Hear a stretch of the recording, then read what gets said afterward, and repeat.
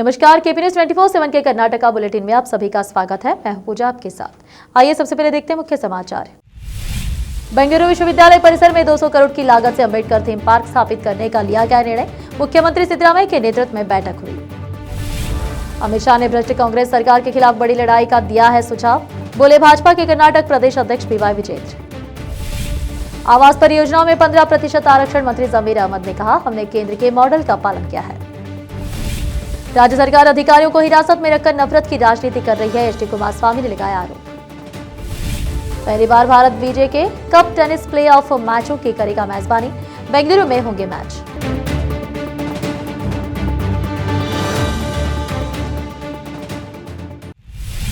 अब समाचार विस्तार से। बेंगलुरु विश्वविद्यालय के ज्ञान भारती परिसर में 200 करोड़ रुपए की लागत से संविधान निर्माता भारत रत्न डॉक्टर BR अम्बेडकर के नाम पर थीम पार्क और संविधान संग्रहालय की स्थापना के संबंध में गुरुवार को CM सिद्धरामैया के नेतृत्व में बैठक हुई। इससे पहले 2019-20 के बजट में घोषणा की गई थी कि संविधान निर्माण के इतिहास और संविधान के महत्व को अगली पीढ़ी तक पहुंचाने के उद्देश्य से बेंगलुरु शहर में एक बड़े पैमाने पर संविधान संग्रहालय की स्थापना की जाएगी। इसके लिए 20 करोड़ रुपए का अनुदान दिया गया था। 14/4/2025 को आयोजित अम्बेडकर की 134वीं जयंती के अवसर पर आयोजित कार्यक्रम में मुख्यमंत्री ने घोषणा की थी कि बेंगलुरु में अम्बेडकर संग्रहालय स्थापित किया जाएगा। इसके लिए वर्ष 2025-26 में 200 करोड़ रुपए का अनुदान आवंटित किया गया है। 15 अप्रैल 2025 को समाज कल्याण विभाग के अधिकारियों ने Bengaluru Ambedkar school of economics BISc का दौरा किया और बेंगलुरु विश्वविद्यालय के कुलपतियों और BISc के प्रमुख के साथ इस मामले पर चर्चा की। भाजपा के प्रदेश अध्यक्ष BY विजेंद्र ने कहा कि केंद्रीय गृह मंत्री और पार्टी के राष्ट्रीय नेता अमित शाह ने भ्रष्ट कांग्रेस सरकार के खिलाफ हमारी लड़ाई को दोगुना करने के लिए कुछ सुझाव दिए हैं। एक निजी होटल में ठहरे अमित शाह से मुलाकात के बाद आज मीडिया से बात करते हुए उन्होंने कहा कि आज मैंने पूर्व मुख्यमंत्री बसवराज बोम्माई, विपक्ष के नेता R अशोक और अरविंद बेल्लात के साथ माननीय अमित शाह से मुलाकात की। हमने राज्य की राजनीति और मौजूदा घटनाक्रम पर चर्चा की। आवास परियोजनाओं में अल्पसंख्यकों के लिए 15% आरक्षण का निर्णय कोई हालिया निर्णय नहीं है। आवास एवं अल्पसंख्यक कल्याण मंत्री जमीर अहमद खान ने कहा कि 2019 में गठित कैबिनेट उप समिति ने इसके अनुशासन की थी, जब गठबंधन सरकार में HD कुमारस्वामी मुख्यमंत्री थे। आज इस अवसर पर बोलते हुए उन्होंने कहा कि सच्चर कमेटी की रिपोर्ट के अनुसार केंद्र सरकार ने पहले से ही आवास योजनाओं में अल्पसंख्यक समुदायों के लिए 15% आरक्षण लागू कर रखा है। मांग थी कि राज्य में भी यही आरक्षण दिया जाए, इसलिए केंद्र के मॉडल को अपनाया गया है। यह सिफारिश 2019 में गठित कैबिनेट सब कमेटी ने की थी, जब गठबंधन सरकार में HD कुमारस्वामी मुख्यमंत्री थे। अब यह कैबिनेट के सामने आ गई है और इसे मंजूरी मिल गई है। उन्होंने कहा कि मौजूदा 10% आरक्षण दर को बढ़ाकर 15% कर दिया गया है। हवा और बारिश के कारण पेड़ और टहनियां गिरने से जानमाल का नुकसान हो रहा है। वन मंत्री ईश्वर खंडे ने वन अधिकारियों को मानसून सीजन से पहले खतरनाक पेड़ों की पहचान कर उनकी टहनियों और शाखाओं को काटने के निर्देश दिए हैं। आज बेंगलुरु छावनी के निकट सड़क किनारे एक पेड़ के चारों ओर कंक्रीट हटाकर वृक्ष संरक्षण कार्य के शुभारंभ के अवसर पर बोलते हुए उन्होंने 29 वर्षीय अक्षय की मृत्यु पर गहरा दुख व्यक्त किया, जो पेड़ की एक शाखा गिरने से घायल हो गया था। केंद्रीय मंत्री HD कुमारस्वामी ने अपना गुस्सा जाहिर करते हुए कहा कि राज्य सरकार अधिकारियों को रखकर नफरत की राजनीति कर रही है। JP नगर स्थित अपने आवास के निकट आज मीडिया से बातचीत में उन्होंने कहा कि केवल समय ही बताएगा। बिदादी के केतगानहल्ली में भूमि अतिक्रमण हटाने के लिए गठित SIT पर उच्च न्यायालय द्वारा लगाई गई रोक पर प्रतिक्रिया देते हुए HD कुमारस्वामी ने कहा कि मैंने पहले ही कानून के दायरे में यह बात कही है। वह जमीन 40 साल पहले खरीदी गई थी, वहां कोई अतिक्रमण नहीं था। राज्य सरकार राजनीतिक उद्देश्य से प्रेरित होकर ऐसा कर रही है। अब फिलहाल एक छोटा सा ब्रेक।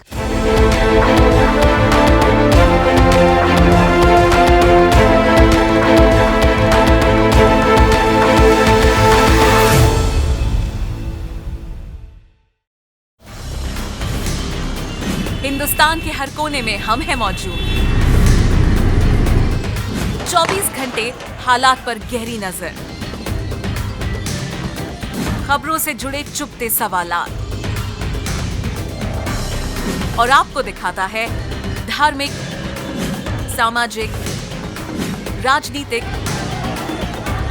लोकल और इंटरनेशनल न्यूज की सबसे बेहतर कवरेज, जो आपको रखती है हर पल बाखबर। देश और दुनिया भर की खबर के लिए देखते रहें KP न्यूज 24/7। नूर एजुकेशन ट्रस्ट बीदर की ओर से चलाए जाने वाला नूर M.Ed and B.Ed college Bidar recognized by NCTE Delhi. and affiliated to Bidar University, Bidar. Admission are open for the academic year 2023-24. विशेषज्ञ और सक्षम शिक्षकों द्वारा शिक्षा प्राप्त करने के लिए नूर एमएड एंड बीएड कॉलेज में दाखिला लें और शांत वातावरण में शिक्षा प्राप्त करें। बीदर शहर में बेहतर शिक्षा का एकमात्र केंद्र Noor MEd and BEd college, Shahpur gate, Bidar. Phone numbers 9945283920, 8482221297। Break के बाद आप सभी का स्वागत है। आइए देखते हैं अन्य समाचार। भारत को पहली बार प्रतिष्ठित बिली जीन किंग कप के प्ले ऑफ मैचों को मेजबानी करने का मौका मिला है। खास बात यह है कि कर्नाटक राज्य लॉन टेनिस संघ KSLTA को यह मौका मिला है और मैच 14 से 16 नवंबर तक बेंगलुरु के SM कृष्णा टेनिस स्टेडियम में खेला जाएगा। कुल 21 देश प्ले ऑफ में भाग लेंगे, जिन्हें 3-3 टीमों के साथ समूह में विभाजित किया गया है। गुरुवार को लंदन में एक बैठक के बाद प्ले ऑफ स्थलों की औपचारिक घोषणा की गई। डेविस कप मुकाबलों, ATP world doubles championship, WTA tour events, ITF महिला, $100 के ATP Challengers, ITF world tennis tour events की मेजबानी के अनुभव के साथ यह पहली बार है जब KSLTA Billie Jean King cup की मेजबानी कर रहा है। KSLTA ने देश भर के युवा टेनिस खिलाड़ियों और प्रशंसकों को मूल्यवान पहचान प्रदान करने के प्रयास में Billie Jean King cup play of की मेजबानी के लिए बोली लगाई थी। चामराजनगर जिले के गुंडलुपेट तालुके में बांदीपुर टाइगर रिजर्व के अंतर्गत ओमकार रेंज के पास गुरुवार दोपहर बाघ के हमले में एक महिला की मौत हो गई। पिछले 9 दिनों में यह दूसरी ऐसी मौत है। मृतक का नाम पुत्तम्मा 32 वर्षीय है, जो देशीपुरा कॉलोनी में रहती है। बताया जाता है कि गुरुवार को जब वह मवेशी चरा रही थी तभी बाघ ने उस पर हमला कर दिया। वह महिला को घटनास्थल से 100 मीटर तक घसीटता भी ले गया। घटना की जानकारी मिलने पर ग्रामीणों ने वन विभाग को सूचना दी और पुत्तम्मा की तलाश की। कुछ देरी पर उसका शव मिला। बांदीपुर के वन संरक्षक प्रभाकरण ने यह कहा है कि यह पुष्टि हो गई है कि महिला की मौत बाघ के हमले से हुई है। पोस्टमार्टम के बाद शव को सौंप दिया जाएगा। बाघ को पकड़ने के लिए अभियान शुरू किया जाएगा। उल्लेखनीय है कि 10 जून को बेदागोली गांव BRT रेंज की रंगम्मा की बाघ के हमले में मौत हो गई थी। हालांकि कुछ ही घंटों में बाघ को वन विभाग ने पकड़ लिया था। अब 10 दिनों के भीतर बाघ के दूसरे हमले से ग्रामीणों में दहशत का माहौल बना हुआ है। आज मेडिकल कॉलेज और अस्पताल का उद्घाटन करते हुए मुझे बहुत खुशी हो रही है। केंद्रीय गृह मंत्री अमित शाह ने खुशी जताई कि BGS अस्पताल में गरीबों को सस्ती दरों पर इलाज मिल रहा है। BGS मेडिकल कॉलेज के उद्घाटन समारोह में बोलते हुए मंत्री अमित शाह ने कहा कि मठ सेवा कार्य वरिष्ठ भिक्षुओं के समय से ही जारी है। यह अच्छी बात है। BGS के पवित्र मठ की आध्यात्मिक विरासत और भी उज्जवल हो गई है। सेवा शिक्षा समर्पण 1800 वर्षों से जारी है। उन्होंने कहा कि निर्मलानंद दृष्टि ने इस विरासत को और आगे बढ़ाया है। अमित शाह ने कहा कि मैं आपसे क्षमा चाहता हूं क्योंकि मैं कन्नड़ में बात नहीं कर पा रहा हूं। 200 करोड़ की लागत से नया अस्पताल बनाने के लिए आदि चुनचनगिरी संस्थान को बधाई। यह 1000 बेड का सुपर स्पेशलिटी अस्पताल है। यह बहुत खुशी की बात है कि गरीबों को इलाज मुफ्त और कम खर्च में हो रहा है। मैं निर्मलानंदनाथ स्वामी जी का हृदय से आभार व्यक्त करता हूं। वे पिछले कई वर्षों से इन अच्छे कार्यों को जारी रखे हुए हैं। महलों के शहर मैसूर ने अपनी कई खूबियों के साथ नाम कमाया है।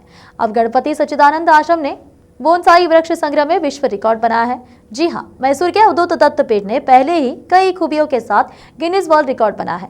अब इसने एक और नया रिकॉर्ड बना है। श्री गणपति सच्चिदानंद आश्रम विश्व प्रसिद्ध किष्किंधा मूलिका बोनसाई वन की स्थापना 2006 में आश्रम के गुरु श्री गणपति सच्चिदानंद स्वामी जी ने पर्यावरण के प्रति अपने प्रेम के कारण की थी। यह बोनसाई वन आश्रम में आने वाले भक्तों और पर्यटकों के लिए एक आनंद है। इस महीने 6 से 15 जून तक आयोजित वन दुर्गा पूजा के अवसर पर आश्रम के बोनसाई वन के लिए हजारों दुर्लभ बोनसाई पेड़ एकत्र किए गए थे। ये बोनसाई पेड़ न केवल देश से बल्कि ताइवान, इंग्लैंड, जापान जैसे विदेशों से भी लाए गए थे। अब इसे दुनिया में सबसे ज्यादा बोनसाई पेड़ होने का गौरव प्राप्त है और इसने Guinness book of world record में अपना नाम दर्ज कर लिया है।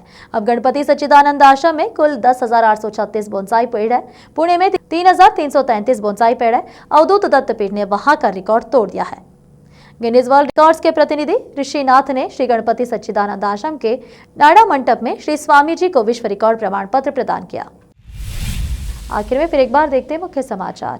बेंगलुरु विश्वविद्यालय परिसर में 200 करोड़ की लागत से अंबेडकर थीम पार्क स्थापित करने का लिया गया निर्णय। मुख्यमंत्री सिद्धरामैया के नेतृत्व में बैठक हुई।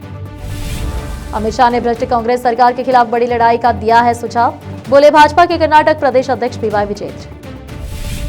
आवास परियोजनाओं में 15% आरक्षण, मंत्री जमीर अहमद ने कहा, हमने केंद्र के मॉडल का पालन किया है। राज्य सरकार अधिकारियों को हिरासत में रखकर नफरत की राजनीति कर रही है, एचडी कुमारस्वामी ने लगाया आरोप।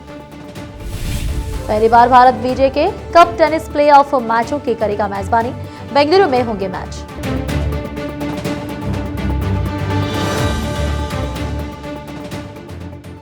देश विदेश और स्थानीय समाचारों के लिए देखते रहिए आपका अपना चैनल केपी न्यूज 24/7। अधिक जानकारी के लिए चैनल को लाइक, शेयर और सब्सक्राइब करना ना भूलें। धन्यवाद। देश प्रदेश और स्थानीय समाचारों के लिए केपी न्यूज 24/7 को लाइक, शेयर एंड सब्सक्राइब जरूर करें।